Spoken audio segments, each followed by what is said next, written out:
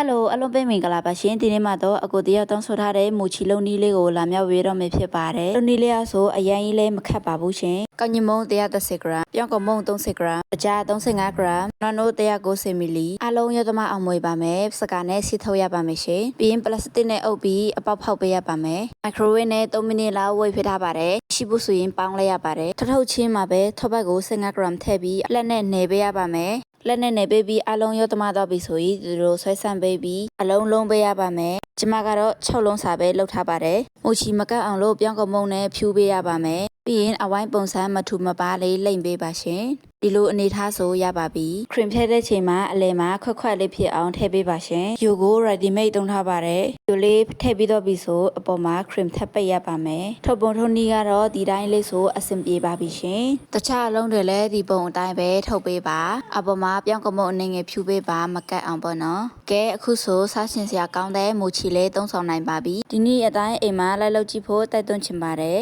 သိရှင်တာတစ်ခုခုရှိရင်ခမတ်မှာမှန်ခဲ့ပေးပါရှင်စားရှင်တဲ့မုံတစ်ခုရှိရင်လည်းမှန်လို့ရပါတယ်ကြည့်ရှုအပေးမှုအတွက်အထူးကျေးဇူးတင်ပါတယ်ရှင်နောက်ဗီဒီယိုမှာထပ်တွေ့ကြမယ်ရှင်